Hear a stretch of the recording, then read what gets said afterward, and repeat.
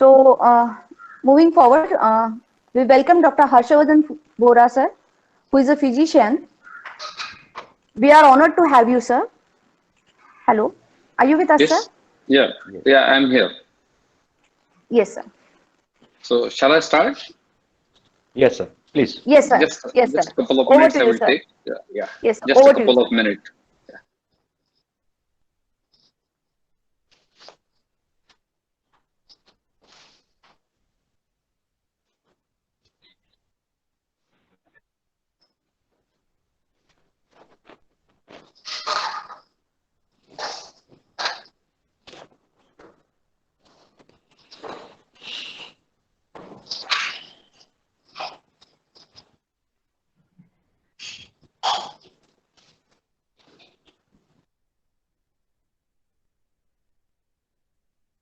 So can you see my slides?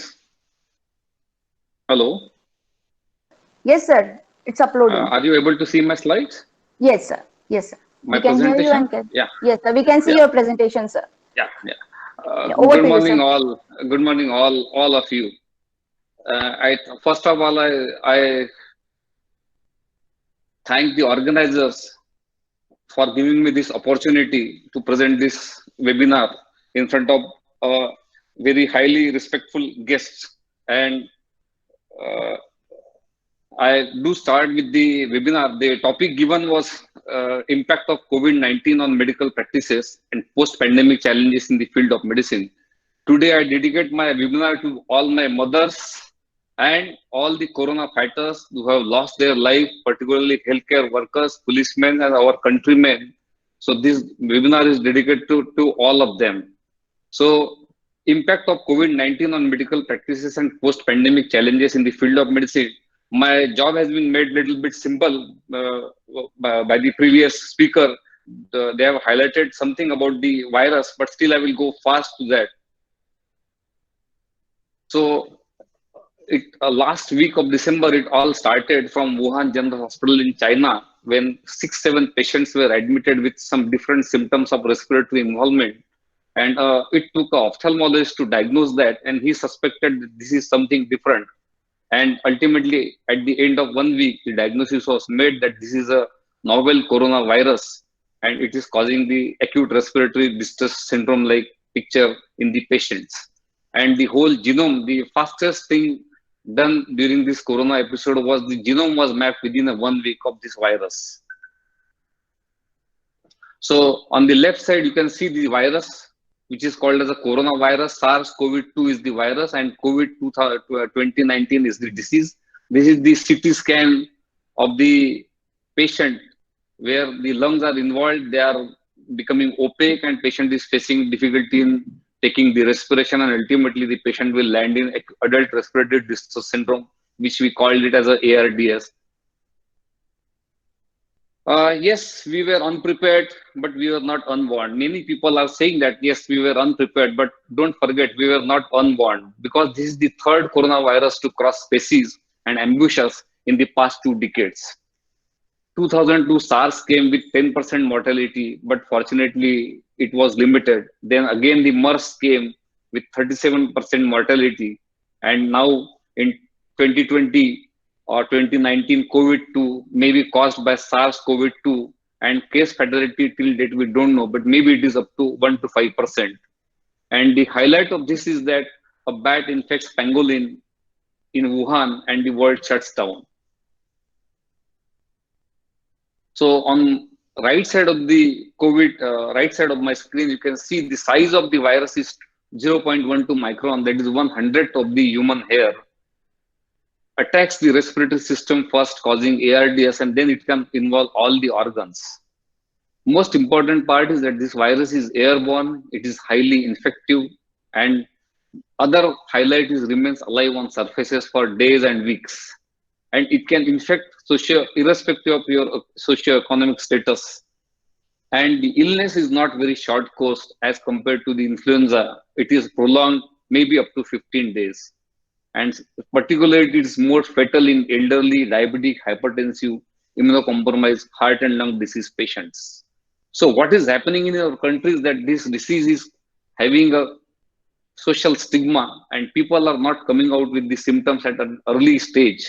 And that is what has happened in Ahmedabad, that people, because of the social stigma, they are reaching to the hospital very late, and then that is adding to the more mortality and morbidity. So I appeal all the Indians and all over the world that they should present early to the hospital so that doctors can do something. On the left side of my screen, you can see a typical person wearing a mask. This was used during the plague endemic or plague epidemic some centuries back. So this is nothing new for a humankind, that this was also flagging the board of social isolation and stay home. So our message is very clear this time also, that social isolation and stay home and proper precautions. So so everybody is talking about the social distancing, mask and lockdown. So why so? You can see on screen left side that human cough. If somebody coughs, it can travel up to 2 meters by the speed of 18 miles per hour. Exhalation up to 1.5 meters, and if somebody sneezes, it is up to the 8 meters. So that is why wearing the mask, so preventing from others to get infected, is very important. And that is why the norm of social distancing has come up around 6 feet, that is 2 meters. And you can see on right side of the screen that how the virus attacks the human cell. Millions and millions of viruses, they are attacking the human cells and destroying them and causing the disease. So everybody is talking that what we have done, is it okay to go for a lockdown? Is it okay to do so many things? So you can see the graph that if you don't take the proper precautions, the fatality rate will be very high, which is depicted in the orange graph. And if you take the proper preventive measures, like first is don't panic, just be careful, wash your hands, don't touch the surfaces and face unnecessarily, and stay home if you are sick, and stay home if you are even not sick, and go out only when needed. So this is important at the personal level. And what the government should do, or what government is doing, is that fast widespread testing. So testing and testing is very important.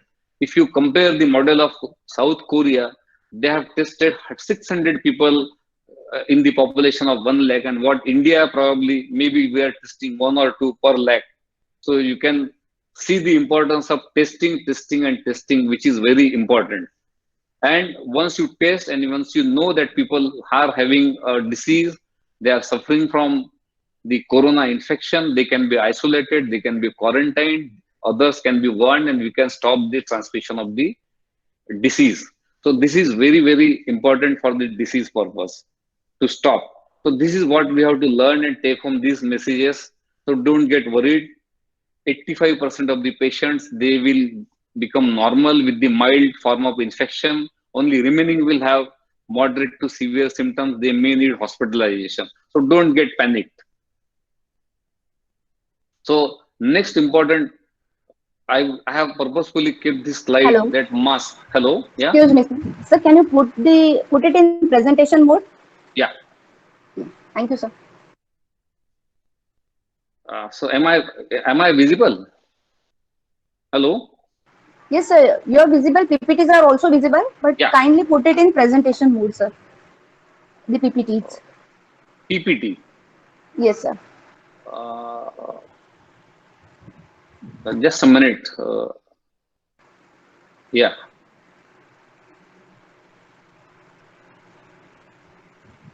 Is it there? Yeah. Yes, sir. Is it in the presenting mode now? Yes, sir. Now it is in presenting mode. Right, sir. Yeah. Right, sir. Thank you, sir. Okay. Sorry for that. Yes, sir.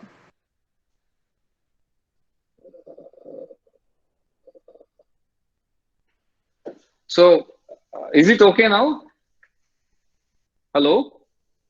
Yes, sir. Is It's it okay? absolutely okay. Yes, sir. Yes. Yeah. Thank you, sir. You can proceed. So this slide I have kept it purposefully, that this is the N95 mask, which filters the particle less than 0.3 microns, and it filters most of the particles, that is more than 95% particles. Hence the name is N95 mask. So this is only for the healthcare workers. Please wear this mask for the healthcare workers. Don't try to hoard them. Common people, they do only need simple masks. So please don't try to hoard these masks. These are, please wear for our corona fighters. That is what I appeal with this slide. So moving on to our main topic, that impact of COVID-19 on medical practices and post-pandemic challenges. So I have purposefully named these slides BC and DC. So what is this BC? That is before Corona. You can see the scene of Indian hospitals. They are very much crowded. People are waiting and it is overcrowded rather. And during the Corona, the picture has changed. You can see the empty waiting halls and there are no patients. Suddenly the patients have gone. And what happens after the Corona? Once we start working with the Corona, because Corona is going to live probably there. It is not going to go away. Maybe we have to learn living with the Corona. Maybe for another 1.5 years or 2 years. Maybe that is the history of many viral illnesses. So what is happening is what the hospitals are facing or the healthcare is facing is a Corona effect. Now you can see that there is a separate entry for the Corona patients. You will see many nurses and paramedics checking you before you enter the hospital. And once you enter the hospital or get admitted, you will see these kind of medics there examining you and taking care of you. So this will be a scene after the Corona. So first impact is 97% of the practices have experienced that yes, they have got negative financial impact directly or indirectly related to COVID-19. And this is this is not very latest, but you can see that patients have dropped down to 60%, more than 60%, and revenues have dropped down to more than 60%. But in India, practically speaking, because I am also practicing, we are only working up to the only 20% of the capacity. Only we are able to see the 20% patients. Suddenly the patients have gone. Maybe this is because of multiple reasons. We don't know. So there will be a short-term and a long-term impact on the medical practices and healthcare. So all of a sudden, doctors, they are known for their busy lifestyle, and there is suddenly a vacuum in our life, which was never before. Because our practices, mostly it's a cash flow business, there will be acute financial crisis in the field of medicine, particularly for the physicians. There is also a third dimension, that is risk to self, family, friends, co-workers, and due to so-called this noble profession, because you are going home, you can infect your spouse, your kids, your mother and father, you can infect your friends and families. So there is another impact on our profession, that we are carrying a risk whole day and whole during this episode. So therefore the attitude of the society is also changing. Sometimes we are hero, sometimes we are villain. You know that doctors, they were sent back from their homes, they were taken out from their rental places, and sometimes we are sufferers. Sometimes some government orders come that you have to work this or this irrespective of anything. So the doctors are sufferers, sometimes hero and villain in this pandemic. So this is a altogether different pandemic where doctors are losers also and they are trying to be hero also. So fourth dimension is need of sudden change of practice pattern. Suddenly our practices gears we have to change. We have to suddenly adapt to a new kind of culture. So facing contrast of pandemic but near total loss of income as versus compared to dengue and malaria, where the profession was working too much and they were also earning good. But suddenly this is a pandemic where you have lost your earning also. So the next need will be a need to change the infrastructure for COVID and non-COVID illnesses. You will see the sharp divide in the hospital where you will go that you will be going to a COVID section or a non-COVID section in short time for survival. Also, we are having a grief of inability to serve for non-COVID patients. There are many other patients who are not suffering from COVID, but we are unable to serve them. There will be additional expenditure to the run hospital, like PPE, less patients per hour, lot of disinfecting measures, change in the building structure. So this will add to our misery of our profession. And there will be also a stress of coping up of technology like telemedicine and its legal implication. So people of our age who are not accustomed to the technology, we will have to accustom to it, and we have to cope up with the stress of this new technology also. So this is altogether a different ball game, this pandemic. So that is all short term, but what will be the post-pandemic challenges in healthcare? This table depicts so many pandemics, starting from 1347 to 2015, billions and billions dollars are lost, and millions and millions deaths are there. So COVID 2019 pandemic has stretched healthcare infrastructure of even most developed nations like US, UK, and Europe, which was supposed to be the best. So even they have crumbled. All the resources of the country will be directed towards the new metal zone and will cause definitely economic crisis for all the sectors, setting a vicious cycle unless you get out of this. So India's response to the COVID 2019 pandemic, one of the most stringent in the world, that is early lockdown, travel advisory, screening, quarantine of the travelers, home visits and phone calls. The strategy of the government has been prevention better than cure. Maybe a fallout of our limitation of our healthcare. Maybe people are knowing that our health care structure is not that good. So better to prevent the pandemic. So that is why maybe we are going into the early lockdown. Country like us needs that. So in coming days, the public health measures will become more important than the personal health. So healthcare will be focused towards the public health parameters, and fast tracking of targets for public health emergencies will be needed for our country and for our sector. So National Disaster Management Plan. So many of you will be surprised that already in 2008, guidelines for biological and public health emergencies were laid down by the government. Several large short-term and long-term goals were set by 2022, 27 and 2030. That is establishment of early warning system. You can know the importance of early warning system in this pandemic like situation. Establishing and maintaining the community-based network for sharing alerts. Develop a clearly defined intra-agency emergency response plan with roles and informative flows clearly marked out. All the agencies, they should be interconnected, and partnering the local institutions with the national institutions and experts whenever needed. Next important target will be a stockpiling of essential medical supplies such as vaccines and antibiotics. Establishing adequate decontamination systems, critical care ICCUs, isolation wards with pressure control and lamellar flows. And adequate PPE for all the health workers will be required responding to this biological emergency. Upgradation of earmarked hospital to cope up with emergencies, mobile telehealth services and mobile hospitals, specialized healthcare and laboratory facilities to address the biological emergencies, incidents, and establishing the strengthening quarantine facilities. This is what will be required post-pandemic. So though we recognize that these requirements have been made too late in our country, but the silver lining is that this crisis will make us implement immediately some of these instead of waiting for 5 to 10 years as planned in National Disaster Management Plan. So this will benefit us definitely after the pandemic is over. So next target will be the community awareness towards the hygiene, which all of us need to follow very stringently. We will have positive impact in long term, though in short term likely to burden the healthcare significantly financially. Since start of full-blown pandemic, intensive campaigns are being run towards hand hygiene and to prevent the transmission of infection. So face masks, hygienic social habits like not spitting in public, cough hygiene, disinfection. If you have got no tissue paper in your hand, you can cough on your shoulders. So that kind of measures will be needed when you go out.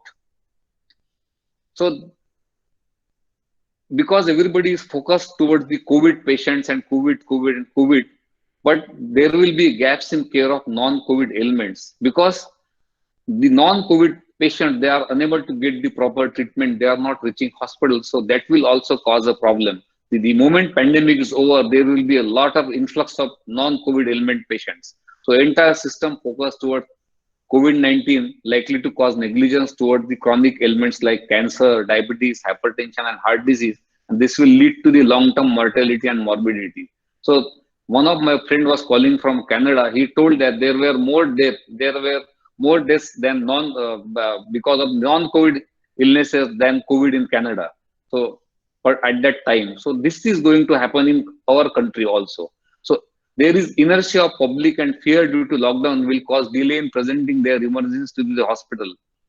Long-term mortality and morbidity will rise due to holding of certain treatments, like example is postponement of bypass surgeries or cancer treatment, definitely going to affect the people in long run. and impact on quality of life while patients are waiting for elective procedures. So next, focus will be strengthening of government infrastructure and public-private partnership. So no secret that healthcare infrastructure is subpar and highly inadequate to meet the needs of its large population. Almost up to 80% of the patients are treated by the private practitioners in India, and very few of them are insured. And almost 70 to 80% people they pay out of their pocket. So India ranks 145th among the 195 countries globally in terms of accessibility and quality of healthcare services. So, and you can imagine this figure: India's total GDP is $1.6 trillion, and US expenditure on healthcare alone is $2.6 trillion. That is 17% of the GDP, and India is hardly spending maybe 1.5 to 4% of the GDP on healthcare. And people will definitely realize the importance of health. If health is there, there will be a wealth. So jaan hai to jahan hai. Ye logo, these people will understand definitely, and importance of health will be back. Unfortunately, last 70 years of the freedom, our country was not focused on health or healthcare, though there are some few things are done. The next important thing will be our dependency. So internalization of pharma supply chain and make in India focus for medical equipments. So recently I've seen that we were heavily dependent on China for its API, and even the China was closed, so we are helpless. India is the largest supplier of generic drug across the globe. That is 20% of the market share and 50% of the vaccine, and 80% of the antiretroviral drugs are supplied by the India. So we have also seen that PPEs, ventilators, diagnostic kits are coming from China. So the good part is that several non-medical equipment companies have risen to the occasion and started manufacturing all these things. So medical devices infrastructure will remain there after pandemic. So there will be a good infrastructure after the pandemic. So using these equipments and infrastructure to improve our healthcare system in long term will be a blessing in disguise. So definitely that is the opportunity in this pandemic. So next will be a medical tourism, which will continue to see a medical downtrend. So global medical tourism is worth $3 billion US, and India ranked third most popular destination in 2015. By 2017, almost around 5 lakhs visas were issued for the medical tourism. But definitely that will see a short-term fall. But once the international flights they start, probably India will have a lot of medical tourism, and the infrastructure will be already geared up because of the pandemic. So that will be again opportunity with this after this bad phase is over. So next will be an increased use of technology, training of primary healthcare and mobile hospitals. So we have to go for teleconsultation like methods. So that will cause certain problem because touch of the doctor is very important, and we are acclimatized to seeing the patient in person, touching them, asking them, and inquiring them, talking to them. But that will all change. It will be a virtual experience. Maybe some or the other day technology will integrate some medical devices so that we can examine the patient properly and we can adapt to this technology. That will be a next challenge for the healthcare. And maybe India will need a lot of mobile hospitals. So at the last, I will say that success is not final and failure is not fatal. It is the courage to continue that count that was told by the Winston Churchill. So there will be many questions coming in, but I have made a simple slide which we can read. And this will answer the common questions. And if there are many after this, I am ready to answer that. So with this, I end my talk, and thank you so much for all of you for the patient listening. Thank Hello? you, sir. Yes. Yeah. Thank you, sir. Thank you so much. Sorry and pardon me for the initial sections mistake. Participants, this is Dr. Harshavardhan Bora, physician, founder and consultant, internal medicine, Kingsway Hospital from Nagpur. Thank you, sir, for your excellent presentation, and thank you for guiding us how to handle this situation. The good physician treats the disease, but the great physician treats the patient who has the disease. Thank you, sir, for treating us in a very good manner. Now, can we Thank you move for your towards? kind word. Thank you, sir. Sir, can we move forward towards the question answer session? Yeah, I'm ready. Yes, sir. I think you have already answered, but the question is what challenges medical researchers are facing in finding the cure for this COVID-19? So that is a very daunting question, but it is in progress since the onset of this disease, because it's a viral disease and most of the viruses we don't have proper treatment. Like example of HIV virus, ultimately we came up with the reasonable treatment. I am sure one day we will also come out with the treatment for this viral disease. But the recent progress is there are more than 200 or 300 trials going on, and probably some viral drug like remdesivir or favipiravir, they are in trial, but the results are yet to come out. And we have to still wait because altogether this virus is new for the humankind. So research is going on. This time the highlight is that all the trials are very fast tracked. So soon probably there will be some or the other answer for this question. But at present, there is no definitive treatment for this viral disease. There are no definitive drugs which are having a positive impact on this disease. Okay. Thank you, sir. I think, Hani ma'am, you I got think your that answer. answers the question. Yeah, that's right. Thank you, Hani ma'am, for the question. Moving towards the next question. The question is from Prathamesh Vyavare. What are the preventive measures over COVID-19 at the village level? What? Maybe it is at village level or a city level, but the preventive measures will be at the personal level, that maintaining the hygiene, maintaining the social distance, washing hands, wearing the masks, and not to get out of your house for unnecessary reasons. Stay Yes. home. So that is all common. Maybe it is in city or a village. It is not going to change. Yes, sir. Yes, sir. Thank you, sir. Moving ahead, Tanya Gautam, she has asked what challenges will be after the battle of this pandemic? What will be the challenges? So that was all about this PPT, that our healthcare system will definitely change. The way we practice will be going to change. We have to see less number of patients. You have to take proper appointments. You cannot go to a crowded hospital. Hospitals should not be crowded. And there will be a challenges of this COVID disease along with the non-COVID patients.